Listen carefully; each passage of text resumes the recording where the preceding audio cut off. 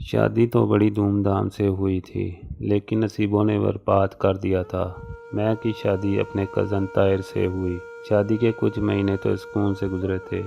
ساس نند سب پوچھنے لگے 8 ماہ ہو گئے ہیں، کوئی اللہ کی رحمت۔ میں کوئی جواب نہ دیتی۔ وقت گزرنے لگا، 5 سال گزر گئے، لیکن میں ماں نہ بن سکی۔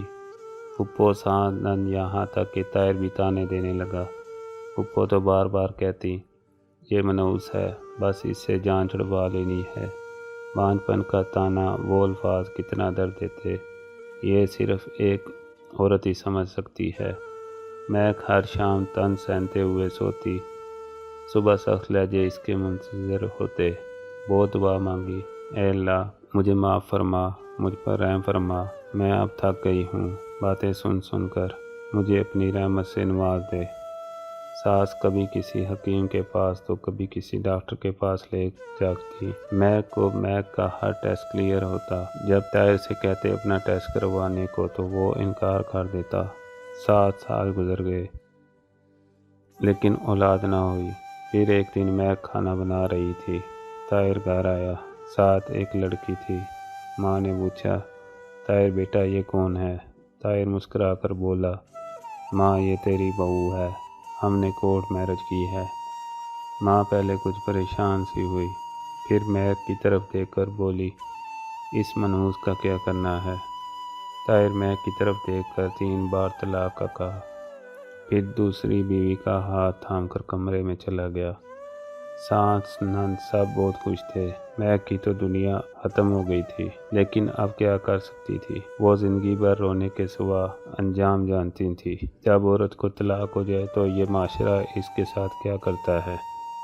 طلاق والی لڑکی کو صرف گوشت کا ٹکڑا سمجھا جاتا ہے۔ 10 سال پہلے وہ کب جانتی تھی یوں آنے والا وقت اس پر قہر برسائے گا؟ وہ کب جانتی تھی اس کے دامن پر طلاق کا دبا لگ جائے گا؟ ساس گالی دے کر منحوس نکل جہاں ہمارے گھر سے بنا کچھ کہے لبوں کو سی لیا۔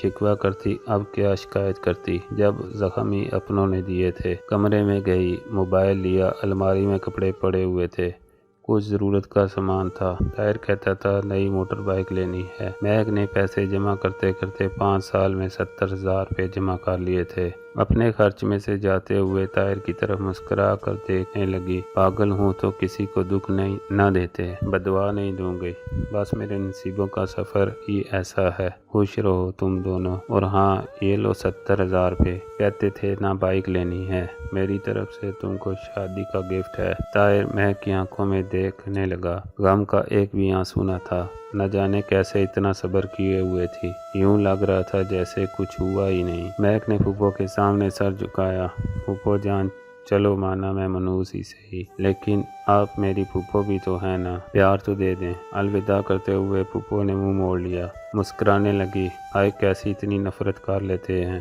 آپ لوگ۔ پیدل ہی گھر کی جانب چلنے لگی۔ جیسے ہی گھر سے قدم باہر رکھا زبر ٹوٹ گیا، آنکھوں سے آنسو کا طوفان بہنے لگا۔ سرخ آنکھیں، برباد زندگی، تڑپتا دل، بے بسی کی انتہا، ہزار شکوے شکایتیں لبوں پر، کس سے کہتی کس کو سناتی، کیا گزری اس پہ۔ رکشا میں بیٹھی امی ابو کے گھر آ گئی، مسکرا رہی تھی۔ امی سے ملی، بھابھی بھائی ابا سب گھر تھے، سب سے مسکراتے ہوئے ملی۔ امی نے پوچھا میں خیر تو ہے، آج اس وقت اور اکیلی آئی ہو؟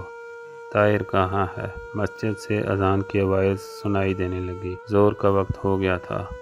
بنا کچھ بولے وضو کیا، نماز ادا کی۔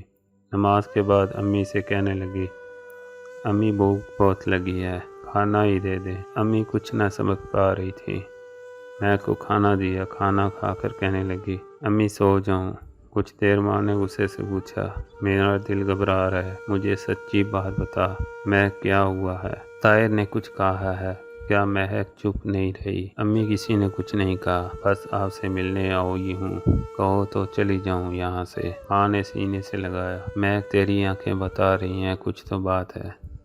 ماں کے سینے سے لگی ہوئی مسکرانے لگی، آواز کانپنے لگی، امی طاہر نے مجھے طلاق دی ہے۔ بانجھ کہہ کر ماں کو یقین نہ ہو رہا تھا۔ یہ کہہ رہی ہو میری بچی؟ مہک بولی امی بس ہو گئی طلاق، اب کوئی تماشا نہ کرنا، کوئی بھی، بس جو ہونا تھا ہو گیا۔ مجھے ایک قیامت کا آنا ضروری تھا جو آ کر گزر گئی۔ اب پلیز اس سے پوچھنا، لڑنا جھگڑنا امی چھوڑیں، بس میں کسی سے کوئی شکایت نہیں کرتی۔ ماں تڑپنے لگی۔ میں کیا ہو گیا ہے میری بچی تم کو؟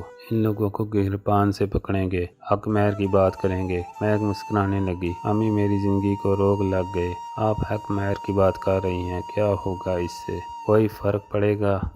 کیا 4 لوگ اکٹھے ہوں گے؟ میرا تماشا لگے گا؟ پولیس، کورٹ کچہری، گالم گلوچ، وہ لوگ بھی مجھے دیکھیں گے جن کو میری خبر تک نہیں۔ امی نے اسے چھوڑ دیا، میں خوش ہوں، بس پلیز اس بارے کوئی بات نہ کرے۔ میں کمرے میں جا کر آنکھیں بند کر کے لیٹ گئی۔